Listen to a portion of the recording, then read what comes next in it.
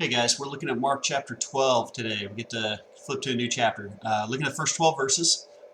This is known as the parable of the tenants. And a couple things I think you need to pay attention to here. We read that the very first verse says, very first verse says that Jesus began speaking to them in parables. We need to ask the question, who's them?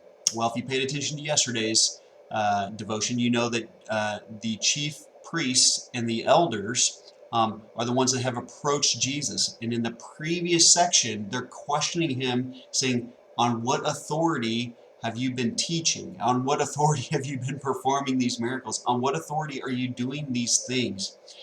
And Jesus knew that that question was a trap. You listened to yesterday's devotion to kind of work through some of that. But it's an important thing because he turns the table on them and really kind of catches them in a logical crux, in a logical trap of their own. And they said, well, when they respond, we don't know, Jesus said, well, then I'm not going to tell you this either because you're not going to get it.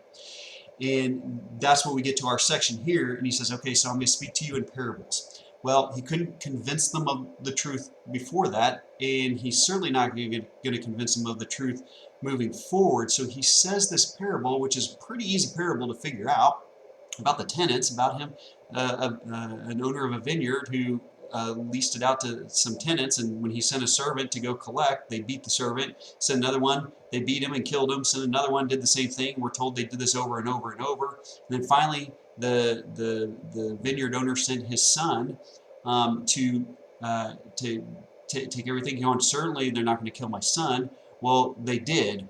And then Jesus talks and makes the connection for us, doesn't give us a whole lot of interpretive work to do in Rome, makes the connection here. This is what God's doing. He has sent his son to you Jews to say, hey, this is the fulfillment of what's going on. And in response, they've killed him because they want the inheritance themselves. So this is a parable that teaches us that the kingdom of God, really the salvation, is not going to be just for a special group of people. It is available for all. And what's really interesting is that it ends then with the officials and everybody looking to arrest him, but we're told that they're going to arrest him, but they feared the people, for they perceived that he had told the parable against them. Really? So they left him and went away. So this Jesus explains exactly what's going to happen here. So a couple thoughts come to mind with this is, don't look too heavily into interpretation with this. This is pretty clear cut and dry. But spend some time today just being thankful. Just say, God, I'm so grateful that you have made yourself available to me. I don't have to become this thing, this category, this status, but I can approach you now because you've made yourself available to me. And then the next thing that I want you to kind of think about then is, what are you doing with this access to God? What is it that you are truly doing with this? Are you wasting it away? Or are you seeing the perception here? Are you perceiving what's really going on and humbly submitting yourself to God? And if you're not, spend some time today thinking about that.